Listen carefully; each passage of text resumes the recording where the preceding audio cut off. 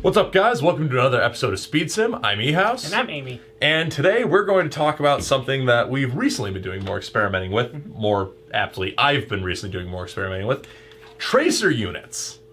And, when and how we like to use tracer units, what tracer units we use, kind of the pros and cons of some of them.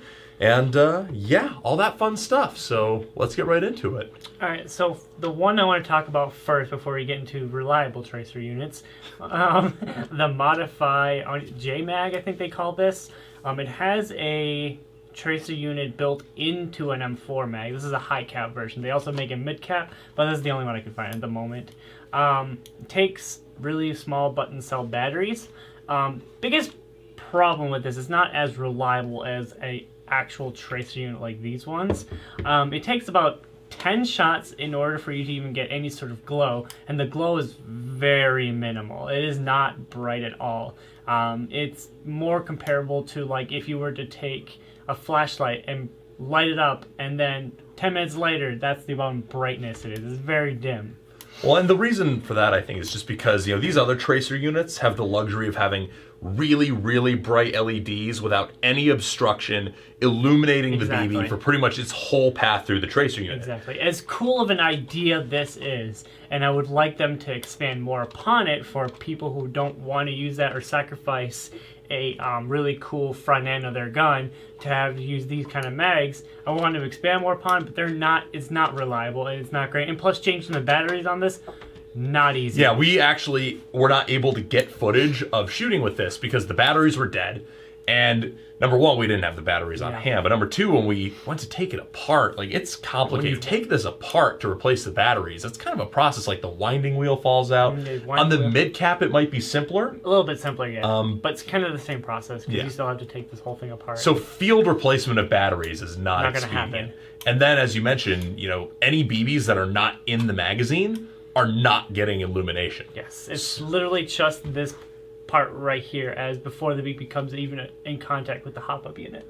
That's when they get illuminated. Yeah, these are not constantly switched on anytime they're in your gear. They only turn on when you put them into the gun, and any BBs that are going up into the gun that were not just immediately in the vicinity of that LED when it was switched on are not going to be tracing. Yeah. So if you're trying to take a couple of shots and maybe you haven't taken a couple shots in a little while, your BBs are not tracing, which some people might like that. Maybe people want that little bit more anonymity, but I have my own opinions on whether or not that's as useful as having more flexibility and having a little bit more reliability of a front-end tracer unit. Right. Cool of idea, not reliable. Yeah. So then we get into front-end tracer units. This particular one is an Ace Tech.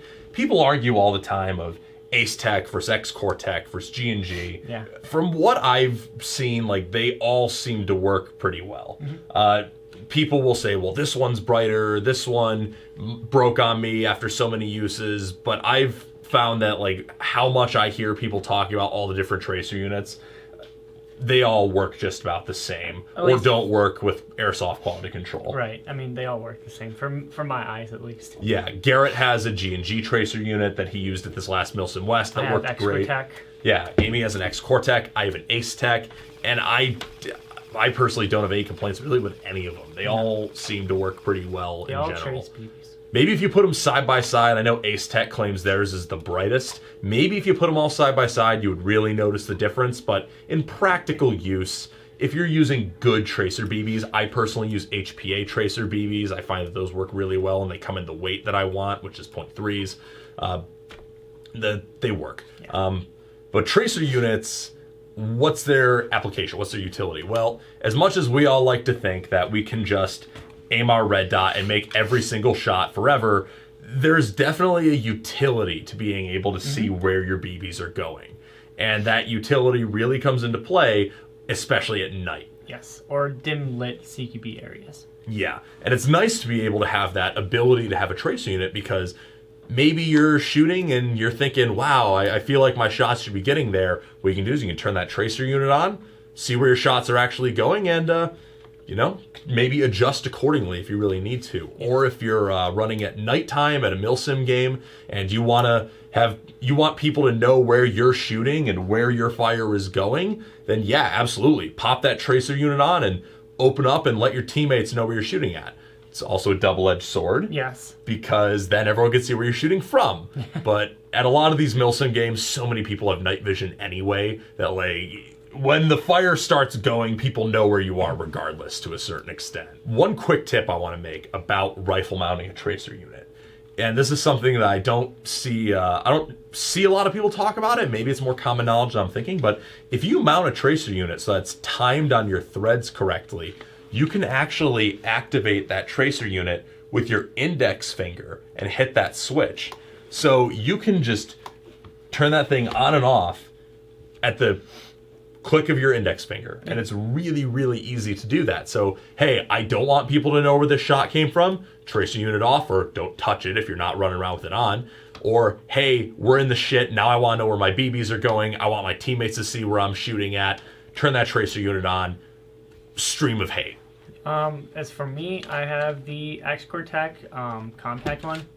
Obviously, for pistol reasons, it does come with an adapter, so I can put it on a rifle, and I would mostly just put it on my ARP9. And the only time I actually use tracer units is for indoor gameplay. I don't play too much in the nighttime. I don't own any night vision, so I don't really need any use for the tracer BBs at night or even milsim operations. I'll just usually just run a flashlight for night ops, for dimly lit kind of dark kind of games, and then that's all I use. And then if I go indoors, it's just kind of basically what I use. But yeah, I like the X-Core Tech because it is tiny. I know Ace Tech makes one as well, but this one has already pre-threaded onto a pistol. So yeah. Now, what about rechargeable batteries versus replaceable consumable batteries? Personally, I like that it's already integrated into my tracer unit. This one specifically has a cool feature. If you leave it alone while on, it turns itself off and you don't waste any batteries. But as soon as you pick it up, because it has a gyro kind of in there, or whatever you want to call it, as soon as you pick it up, it turns itself back on. So that's pretty neat. So you don't actually waste any batteries if it's still on. So you just leave it there in about like a minute or two. I think that's what they said, the booth at IWA. If you just leave it there for about a minute or two, it'll just turn itself off, and then as soon as you pick it up, the little light will let you know that it's back on again. Yeah, I don't think my Ace Tech has that same feature. I think it does have an auto off mode, but it does not have a gyroscope in there as far as I know. But like I said, I actuate it manually. Mm-hmm. On a pistol, that might be a little bit more of a pain. It is. This button on the X-Core Tech is very tiny, as you can see. Oh yeah, you have to really reach in there. Yeah, I mean, if you turn it a little bit more, then you can get to it. Turns it on, and then off again. Definitely not as convenient though. I don't even have to move my firing position. So it's also a different application because this is more meant for pistols, and if you're playing indoors, I mean. Oh yeah. It's a non-issue for whether I have to turn it on and off, because if you're playing indoors, you're gonna have it on all day anyways. Yeah. But then the other thing with so that's nice. It's all one unit. It's all self-contained, and you can just charge it the night before the game. And you can even slide this into a suppressor that is open, like it's completely hollow. You can slide that in there, and you can have whatever suppressor on a long version. That's cool. Yeah. But the main thing with me, though, is with rechargeable battery tracers, I like being able to replace batteries in the field. So, it's a different application. Of course, totally different. Because if you have your tracer unit and like maybe you're using it really, really heavily, although I mean, a lot of these batteries are rated to last for thousands and thousands of BBs before they die.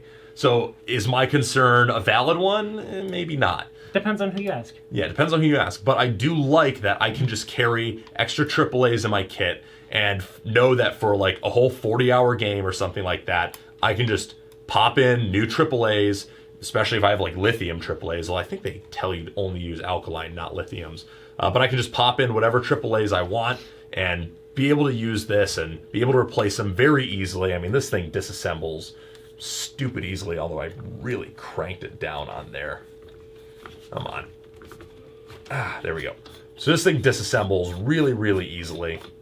And I can just do that anytime in the field, take this whole thing apart, and be able to service it and replace the batteries at my leisure, which you don't get with a rechargeable unit. With a rechargeable unit, I mean, if that battery ever goes on you, you have to buy a new unit, really. Yeah, I mean, I don't know how easily it is to disassemble this thing as far as battery-wise goes. Yeah. I've never actually looked into it, but it's all right there. Yeah, so it's very easy when you're charging it the night before. Oh yeah, it's super easy. It takes a micro USB, so you're all good on there. One thing to consider with tracer units, though, is how far your inner barrel extends past your outer barrel. Because if you have an inner barrel that's more than like 20 millimeters past the end of your outer barrel, then you're actually going to obstruct the sensor that turns on the LEDs as the BB is passing the tracer unit. So then you won't have any tracer functionality at all. Speaking of which, mine does come a little. It doesn't impact it at all. Yeah, you can go a little bit. I think it was 20 millimeters in the manual for my Ace Tech, and it might be different even for that one. Yeah.